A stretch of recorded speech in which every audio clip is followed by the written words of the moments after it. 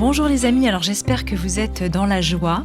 Personnellement, moi chaque jour, mes oracles m'accompagnent dans un voyage intérieur intuitif et guérisseur et j'avais envie de vous les présenter tous les trois. Alors mon premier oracle, celui de la métamorphose, qui axe son message sur un cheminement annuel avec 52 cartes, une carte par semaine pour vivre sa métamorphose et qui est accompagné d'un conte et d'un livret avec des enseignements et des rituels. Mon deuxième oracle, celui du scarabée d'or, qui se focalise sur ces mystérieuses coïncidences, les synchronicités qui se présentent dans notre vie. Et le tirage est un peu différent du premier, avec 4 cartes qui comportent 4 thèmes différents. Et il prend source aussi dans la mythologie égyptienne et est accompagné d'un livret vraiment détaillé avec les significations des cartes et un mignon petit carnet de notes pour toutes vos guidances. Et enfin, mon dernier, mon petit chouchou du moment, l'oracle de l'être infini, qui est un petit oracle nomade ou de sac à main et qui répondra à vos questions quotidiennes ou existentielles. Alors ces 3 oracles, ils sont toujours magnifiquement illustrés par ma complice, l'artiste Izumi Idoya, et publiés évidemment aux éditions Erol. Ils sont disponibles chez votre libraire préféré de quartier ou en ligne. Merci beaucoup. Dans les sociétés tribales, les hommes entraient symboliquement dans l'âge adulte et dans leur statut d'homme à travers des rites initiatiques qui les invitaient à incorporer leur statut d'homme et de futur père. Mon invité du jour est coach professionnel et superviseur, facilitateur et expert en intelligence collective. Il anime des stages autour du masculin et notamment des stages père de fils. L'occasion pour des pères et leurs fils d'explorer ensemble tous les thèmes les plus riches autour de la filiation, de l'identité et de la transmission.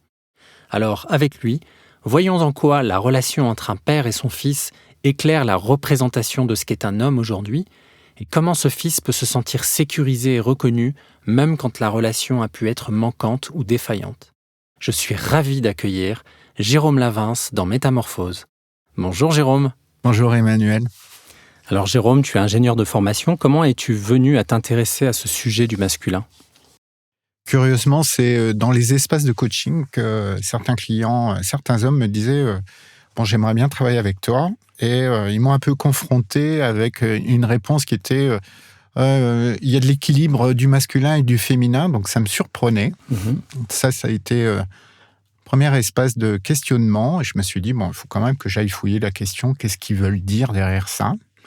L'autre espace qui m'a interrogé, c'était quand j'ai travaillé sur le sujet de l'intelligence collective. J'ai eu la chance d'interagir avec Éric Julien et il nous parlait des Kogis, des Indiens colombiens Kogis et des rituels où il plaçait le masculin et le féminin. Et moi, je me disais, tiens, c'est marrant, j'ai jamais approché l'accompagnement collectif avec ce sujet-là. Donc, j'ai commencé à me mettre un peu en quête sur ces définitions, qu'est-ce que je pouvais mettre, qu'est-ce que les auteurs mettent derrière ce sujet, et puis à chercher, à me dire, bon, ça serait peut-être bien qu'un jour j'aille faire un stage sur le sujet pour approfondir la question. Ok. Ouais. Est-ce que ça peut avoir aussi un lien avec ton père ? C'est quoi le lien que tu as avec ton père ? Alors, le lien que j'ai avec mon père, comment je pourrais le décrire ?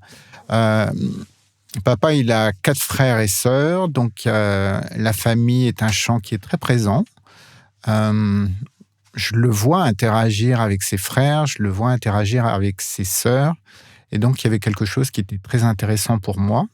Si je regarde ma relation, alors il y avait une relation avec des espaces de, entre guillemets, de soumission, parce que mon père, c'est une forte, en tout cas, je vois chez lui une forte personnalité. C'est quand même la voix du père quand il dit, etc. Je me pliais quand même. Et puis, donc, il y a un espace de soumission à l'autorité du père. Et puis, il y avait aussi un espace de rébellion à l'autorité du père parce que je suis créatif, parce que j'allais expérimenter des tas de choses. J'étais pas le dernier pour faire des conneries ou des bêtises. Donc, bien évidemment, ça a amené à des recadrages, des recherches d'indépendance, puis en même temps aussi des recherches d'amour du père. Ben justement, comment ce lien au père construit notre identité d'homme, d'après toi ? Je crois qu'il se construit progressivement. Il se construit même avant, selon certains auteurs, avant la naissance, avant la fécondation. C'est-à-dire, il y a déjà un imaginaire qui se pose. Moi, je suis un homme, j'imagine que je vais avoir un fils, je vais imaginer avoir une fille. Donc, il y a déjà quelque chose qui se pose dans le champ de l'inconscient et du conscient chez l'homme ou chez le futur père. comment il se construit, il y a une phrase de Didier Dumas, qui est psychanalyste, que je trouve intéressante. Il dit que l'homme crée le spermatozoïde, mais c'est l'enfant qui crée le père. Donc, il y a quelque chose qui se manifeste dès qu'il arrive. Et ça, je peux en témoigner, c'est que mon fils Quentin, il est arrivé avec 2 mois d'avance, donc j'ai été père avant l'heure même, quelque part. Et donc, il y a quelque chose qui se travaille intérieurement. Et il se construit aussi avec la mère, hein.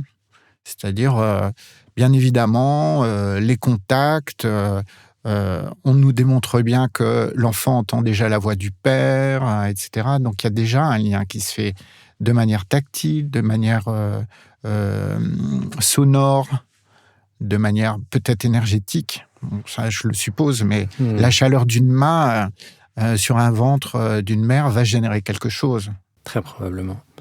Et alors, pourquoi ce lien avec la paternité et l'identité masculine est-il encore si complexe, voire parfois même tabou ? Alors, je ne sais pas si c'est tabou. En tout cas, je pense que c'est complexe. Parce qu'en fait, si je regarde bien, il n'y a pas d'école pour devenir père, si ce n'est l'école de la vie. Donc, il y a de la transmission qui se fait à travers notre propre père ou la lignée des grands-pères, de ce qu'on voit, des interactions. Et puis du cheminement de la vie, parce que la vie amène quand même des situations qui sont parfois curieuses, désarçonnantes, structurantes.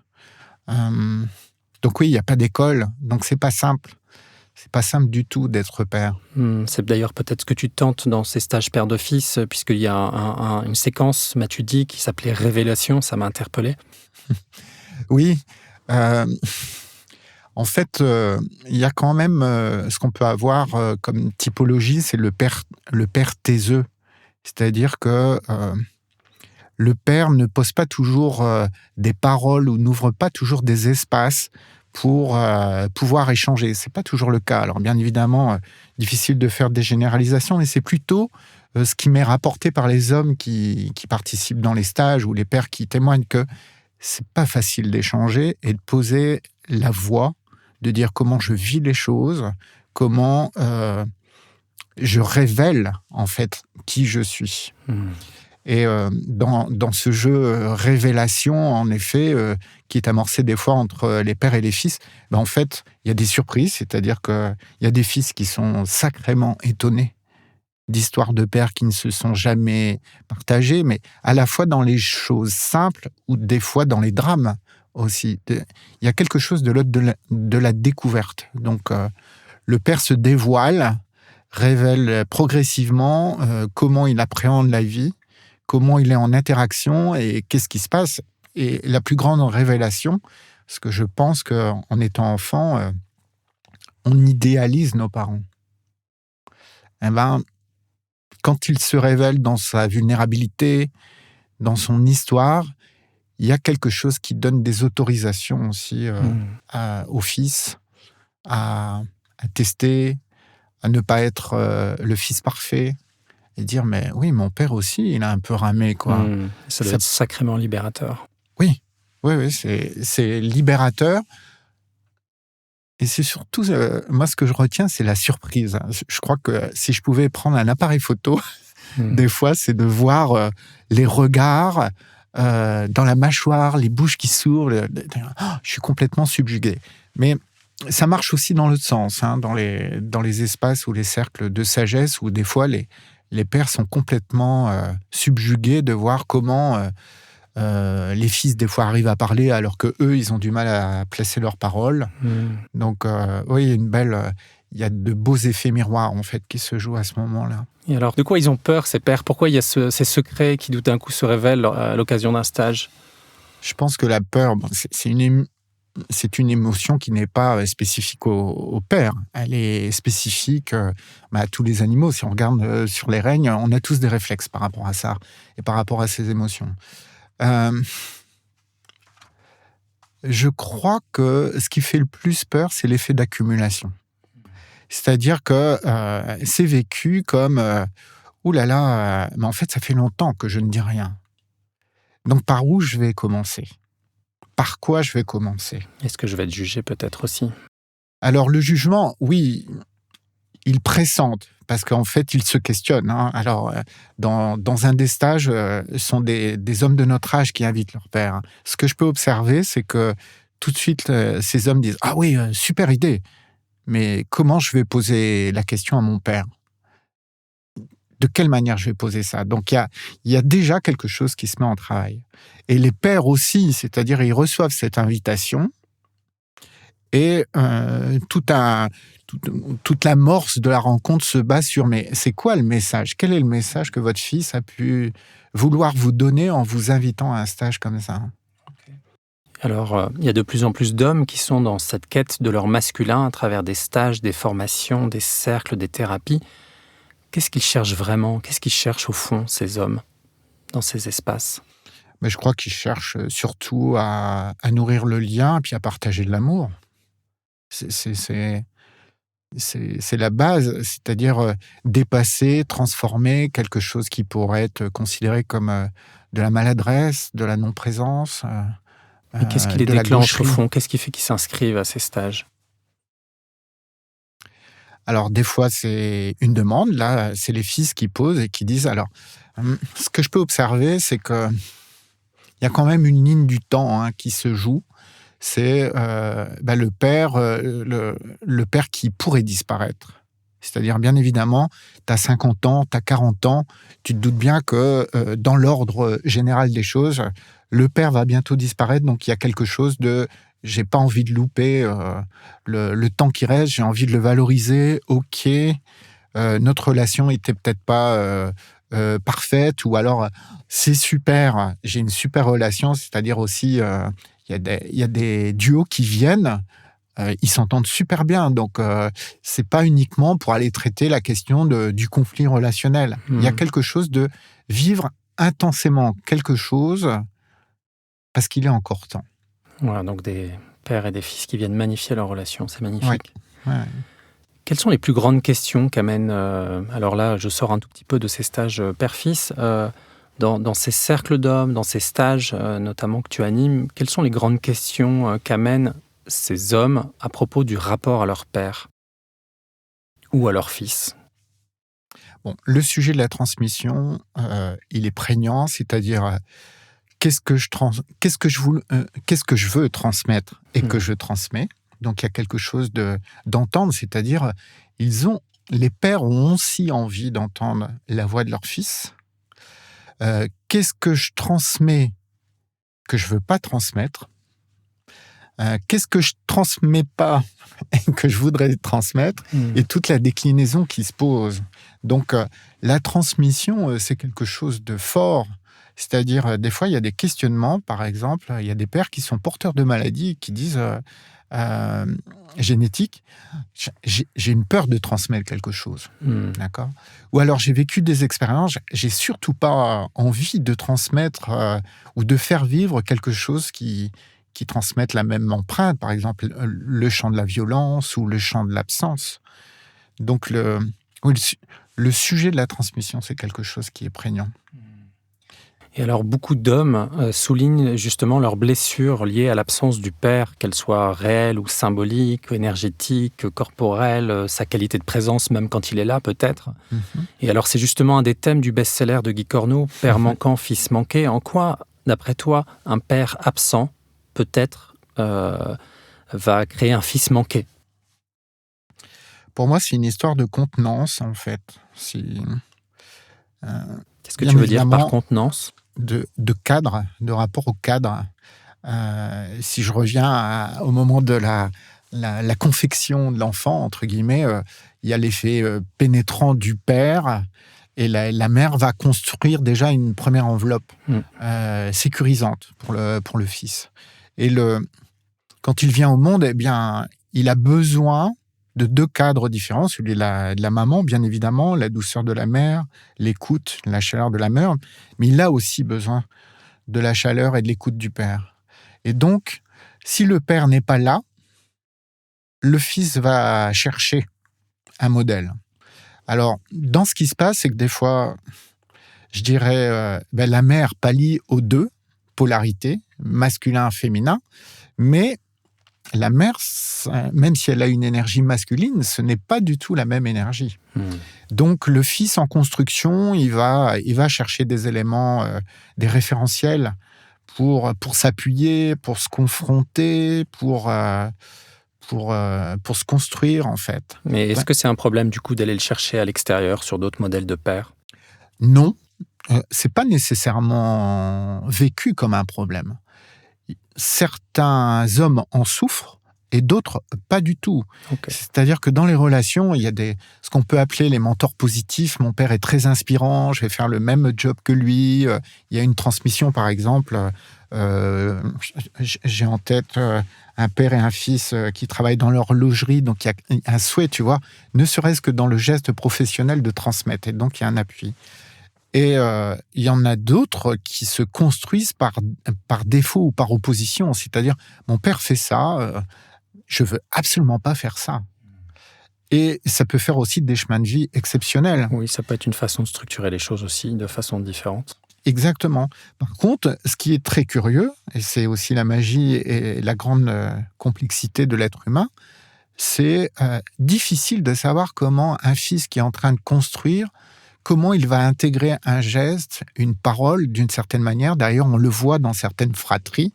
Il y a des fils qui vivent très bien la situation parce que le père, il est en train de travailler, il est très peu là le week-end, etc. Et d'autres, ça les impacte. Donc, c'est difficile à prévoir et de conclure ce que ça va donner. Ce qui est important pour moi, c'est qu'ils trouvent les espaces pour aller, des fois, quand ça va jusqu'au stade de la souffrance, de l'inconfort, pouvoir éclairer, parler, puis des fois harmoniser ce qui joue à l'intérieur d'eux. Et ils vont chercher d'autres modèles pour ça aussi.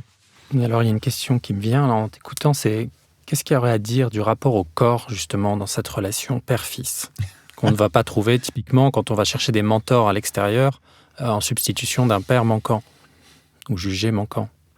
Alors, je relisais, je crois, quand tu parlais de Guy Corneau, je crois que dans son livre, il parle que les garçons, les hommes, ils ont envie de se mesurer aux autres. Se mesurer en termes de physique, c'est pour ça que le sport existe. Se mesurer en termes, entre guillemets, d'identité corporelle, voire même sexuelle, avec tous les vestiaires, le rapport à la longueur du sexe, etc. Il y a plein de choses qui se passent sur le champ du corps, en fait, de l'homme. Alors, des fois, le rapport, le contact, le toucher, il est souvent dédié en premier lieu à la mère, parce que c'est la mère qui va accompagner la naissance. Je pense qu'il y a vraiment quelque chose à développer, et je le vois dans certaines expériences, c'est-à-dire quand je demande par exemple au fils de mettre une main sur le visage du père, ou vice-versa, certains disent mais je pensais pas que tu avais la peau aussi douce. Donc moi ça me surprend parce que, ok, ils vont s'embrasser, mais c'est très très furtif.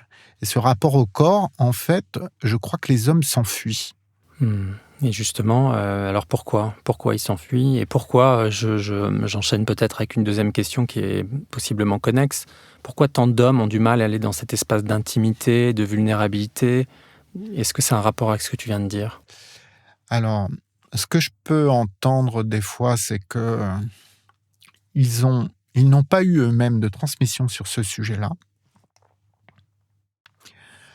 Il y a une peur, des fois, il y a des associations, des raccourcis très, très forts. C'est si le rapport au corps se fait dans la douceur, il y a une peur du champ de l'homosexualité qui se pose.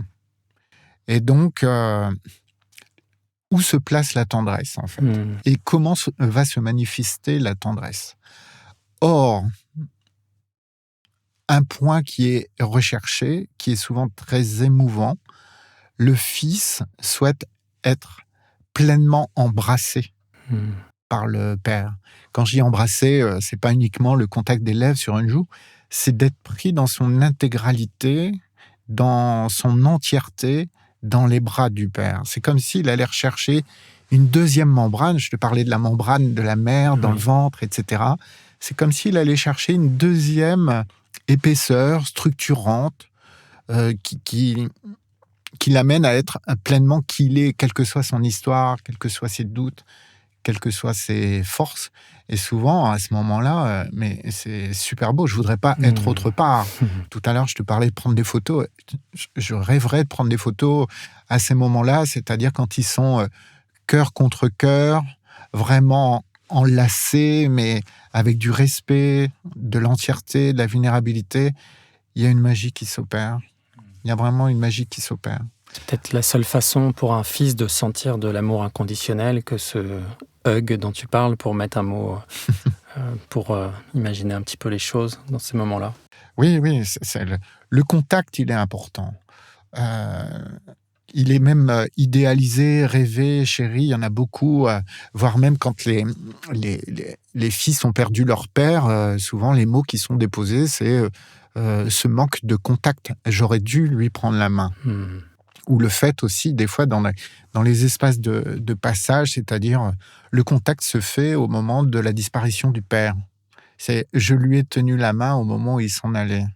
Et il y a des choses très belles qui se disent, qui se passent avec une forte intensité, parce que avant, des fois, ça n'a pas eu lieu de se placer. Moi, ce que j'apprécie, c'est de pouvoir créer des espaces où ce contact entre les mains va se faire avant, et où les paroles sur le sujet du corps, sur cette tendresse corporelle, la sexualité aussi, moi, je trouve ça effarant de voir comment les hommes, les pères, fuient devant le sujet de la sexualité. Eh bien, parlons-en justement, comment ce lien avec la figure paternelle éclaire la sexualité des hommes aujourd'hui, de ton point de vue? Là, c'est plus une observation, en fait, et un constat qui m'a interpellé moi-même dans des cercles.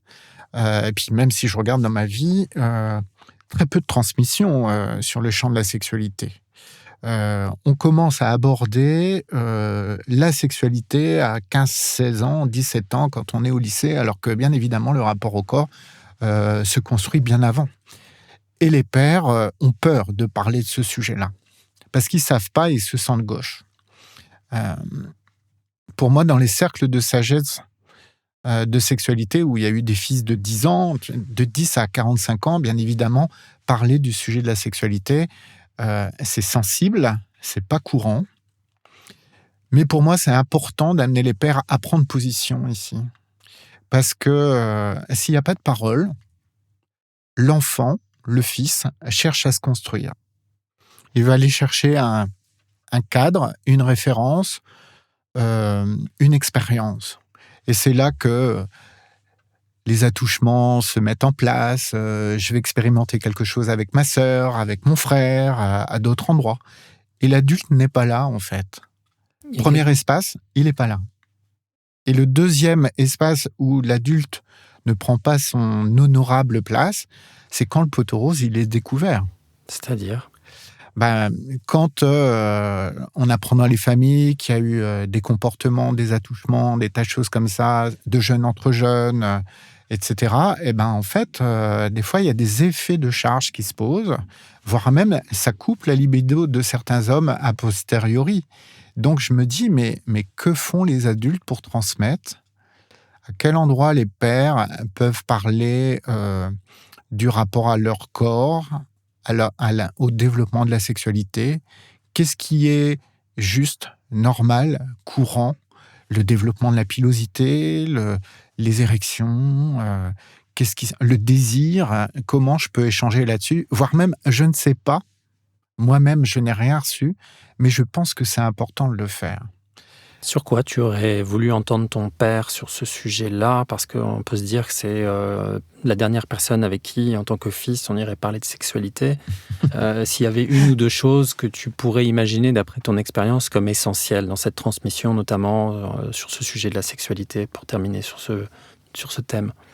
Alors, souvent, moi je suis dans les années 80, donc c'était la génération SIDA, etc. Donc il y avait surtout de la transmission sur la précaution, par rapport au MST, etc.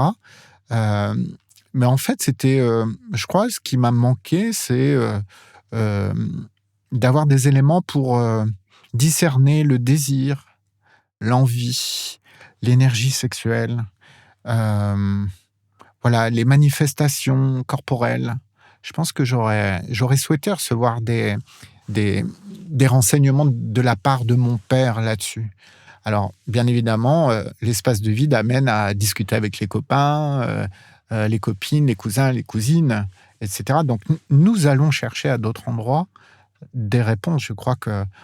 Ou alors, on les évite totalement aussi. C'est-à-dire que, des fois, malheureusement, la sexualité ne prend pas du tout place. Et ça se traîne le long de fil de la vie et ça appelle à des espaces de guérison parce que l'énergie de la sexualité, elle est nécessaire. C'est un principe vital qui nous meut. Oui, ou alors elle se met mal en place. Et du coup, j'avais une question à propos de ce lien père-fils. En quoi il est clair, finalement, cette culture du patriarcat, et notamment dans les violences faites aux femmes? On a un féminicide en France tous les 2 jours, par exemple. Qu'est-ce que tu auras envie de dire sur cette question? Ben, la première chose qui me vient, c'est la gestion de notre capacité en tant qu'homme à gérer notre colère, à traduire cette colère parfois en forme de violence. Et une des expressions de la violence, c'est celle de la violence sexuelle autour de nous. Moi, je trouve ça super qu'on puisse...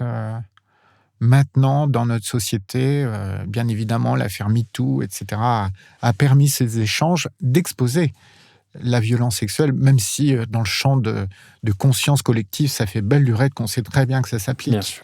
Mais il y a quelque chose qui se dit, qui se révèle, et moi, je vois de toute façon un intérêt à pouvoir éclairer ce qui se passe, à poser des mots, c'est-à-dire même si je ne suis pas directement concerné, à poser des mots avec nos fils et nos filles sur le sujet pour dire, bah oui, ça peut se traduire comme ça. Quand tu dis que dans une salle, il y a 6 ou 7 femmes qui ont été violées, il y a peut-être 2 ou 3 hommes qui ont été violés, abusés, etc. Mais ça interpelle. Donc moi, je pense que le meilleur moyen, c'est d'ouvrir des espaces de parole pour pouvoir éclairer, exprimer, trouver des moyens de gérer sa propre violence interne pour qu'elle se traduise le moins possible sur le champ de la sexualité ou du comportement. Donc si ces violences que je répercute finalement ne sont que l'expression d'une violence que j'ai reçue, probablement, en tout cas le plus souvent, ou en tout cas pour partie. Alors comment réparer ces blessures? Je vais revenir sur la thématique du père. Comment réparer ma blessure au père en tant qu'adulte? Quels sont les outils, les pratiques? Le premier champ dans lequel moi je n'œuvre pas du tout, c'est le champ thérapeutique, c'est-à-dire il y a de l'accompagnement individuel qui se pose. Donc je pense qu'il est utile au moment où l'homme sent qu'il y a, ou le fils sent qu'il y a quelque chose qui se travaille, qu'il puisse aller trouver un cadre de référence serein, sécure, pour pouvoir échanger, cheminer, que ce soit en psychanalyse, en psychothérapie, etc. là-dessus. Et puis après, l'autre espace, et c'est plutôt là où j'œuvre, c'est les espaces collectifs. Donc il y a des espaces, des cercles d'hommes qui se posent, des stages qui se posent, où la relation père-fils va se faire, les expériences aussi qui vont se faire. Je pense à c'est Renaud François qui a partagé dans son livre « Dans les pas du fils », comment ce père qui constate que son fils il est un peu en train de déraper, si mes souvenirs sont bons, il doit avoir 17 ans, et il dit il faut que je drogue, violence, etc. Il faut que je le sorte du système dans lequel il est là, donc il l'emmène à l'autre bout du monde, je crois que c'est au Kazakhstan ou quelque chose comme ça, pour aller vivre une expérience forte. Cette expérience, pour moi, elle est initiatique. C'est-à-dire, il y a quelque chose dans la relation qui va se partager, il y a quelque chose dans l'environnement qui est complètement fort, qui amène à poser une parole. Donc là, c'est un binôme. Et d'ailleurs, ce livre, il m'a inspiré quand on m'a proposé d'emmener des pères et des fils dans le désert. Je me suis dit, oh, mais ouais, super. L'environnement va être propice à pouvoir, et la durée aussi, 1 semaine, ça permet de retirer tous les faux semblants, les carapaces, toutes les choses, et puis d'aller interchanger des pères et des fils, avoir d'autres représentations, et ben, ça amène de la régulation, ça amène de l'harmonie, ça amène à travailler l'écoute. C'est-à-dire, c'est désarçonnant des fois de dire mais comment ce père il peut avoir telle attitude avec son fils, ou comment ce fils il peut avoir... Et donc ça amène à réajuster notre propre échelle de vécu, de valeur. Et là, souvent, je suis témoin de paroles qui n'ont pas été échangées avant. Et je pense que ça n'a pas du tout la même incidence. Je pense que la complémentarité de ces espaces, elle est utile. Et puis des fois, il y a aussi des espaces initiatiques. On parlait de ces espaces initiatiques. Pour moi, un échange autour d'un café authentique entre père et fils, c'est un espace initiatique, mais dans un fil quotidien. Donc, qu'est-ce qu'il y a de sacré, en fait ? C'est là, qu'est-ce qui est sacré dans notre relation et dans la manière d'interagir. Donc, ça nous ramène à notre espace de vulnérabilité, d'authenticité, de comment je vois la vie, de comment je vis la vie. Et là, il y a quelque chose qui se pose. Parmi tout ce que tu viens de nommer, à propos de comment réparer cette blessure au père, il y a notamment ces stages ou ces cercles d'hommes. C'est peut-être la même chose quand tu parles de cercle de sagesse. Pour nos auditeurs, peut-être pourras-tu dire un mot là-dessus. Qu'est-ce qui s'y passe et en quoi le fait d'être dans un espace qui n'est pas mixte est porteur pour ces hommes ? Alors, sur la mixité, en fait, il y a les espaces de séduction, du rapport à la mère est absent, donc ça dégage un espace plus safe.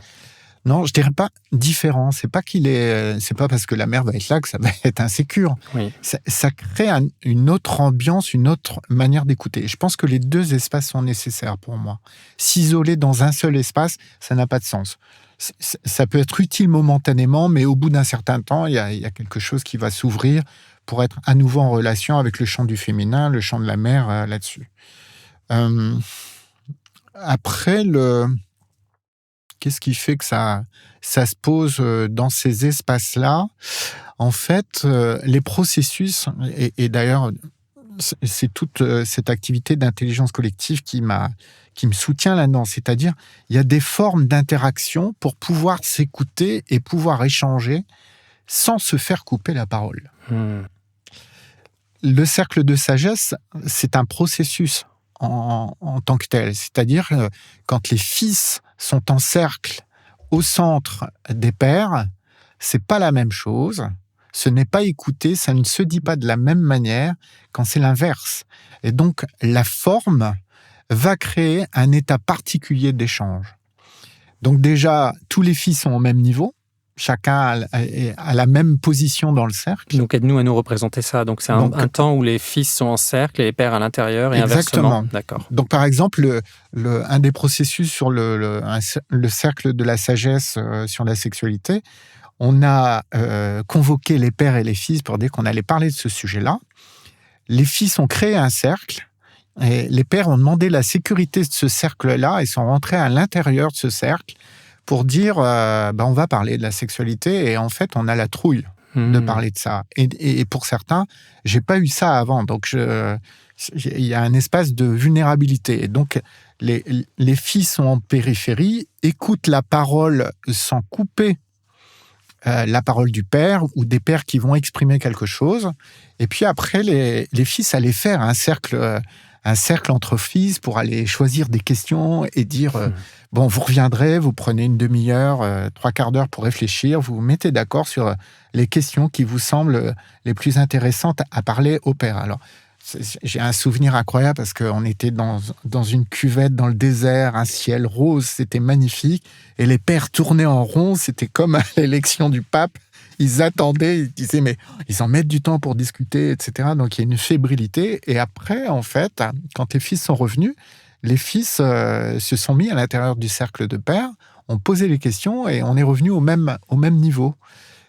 Et pour moi, la forme de l'échange va créer des autorisations, va créer du mélange Et ça fluidifie les choses, d'ailleurs. On avait dit, après ce cercle-là, si vous voulez discuter entre père et fils, ça pourra se faire. Et en fait, toutes les questions avaient été abordées. Et ça doit être la force aussi de ce collectif, de ce soutien qui permet d'aller chercher ce courage et d'aller plonger dans cette vulnérabilité. Puis la diversité aussi, le changement des représentations, parce que quand tu as un père, par exemple, qui change, qui vient de divorcer, qui change sa relation, qui partage maintenant sa vie avec un homme, il y a des tas de questions qui se posent chez l'adolescent. Qu'est-ce que je vais transmettre ?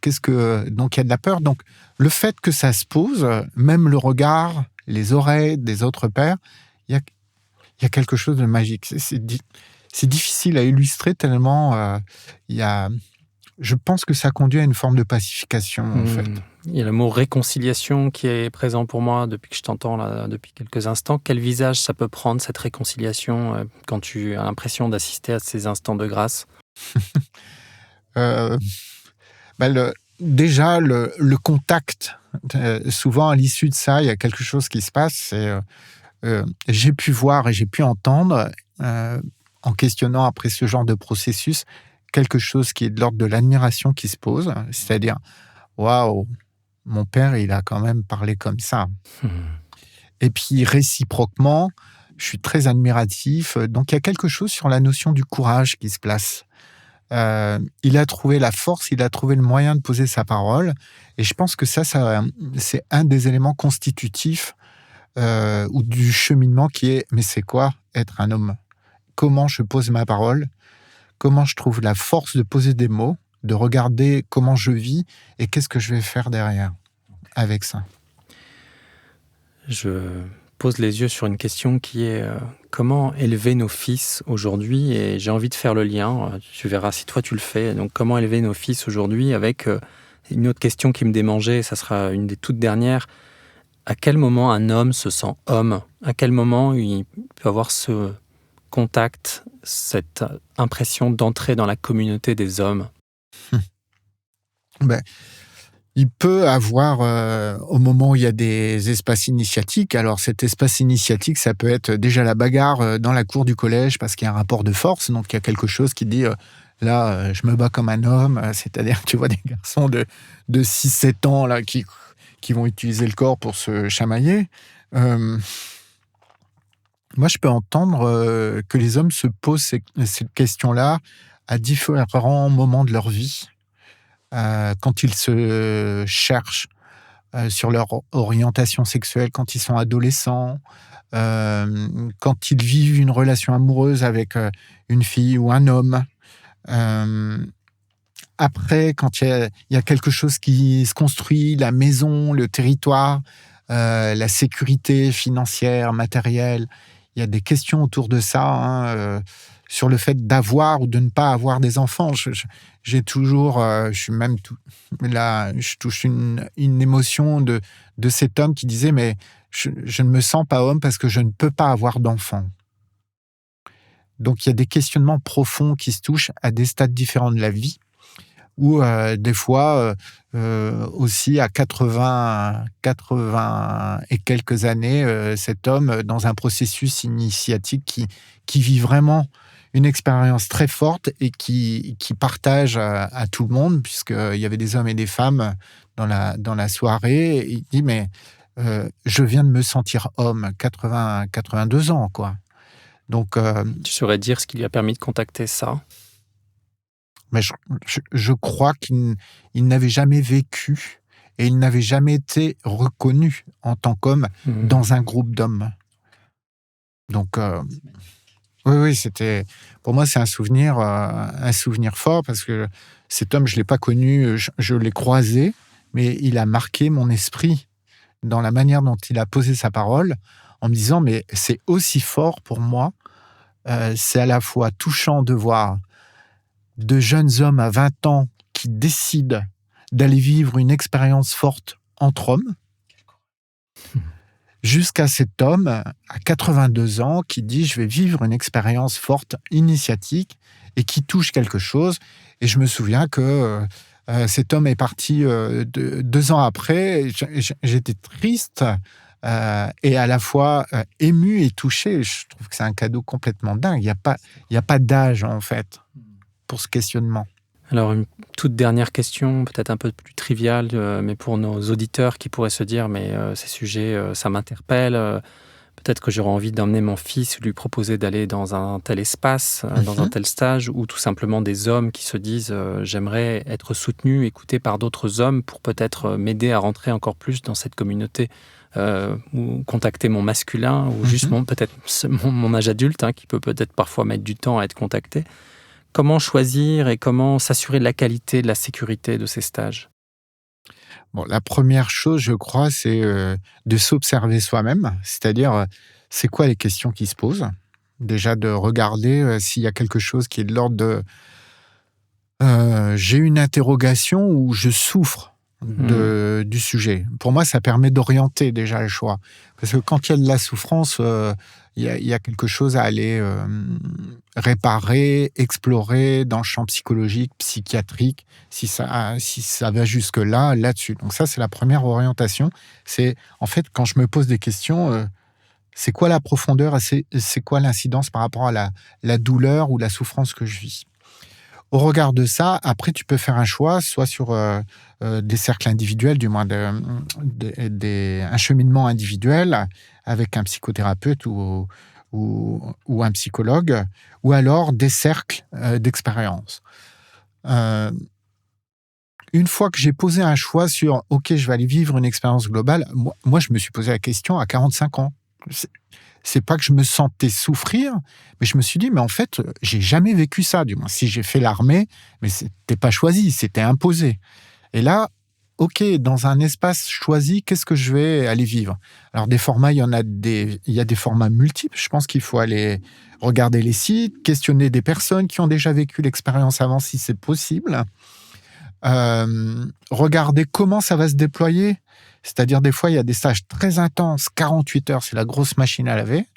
Et des fois, il y a des stages qui sont plutôt dans la durée, c'est-à-dire, des hommes ont besoin d'un certain rythme pour aller se poser des questions et aller trouver des réponses ou des zones d'exploration.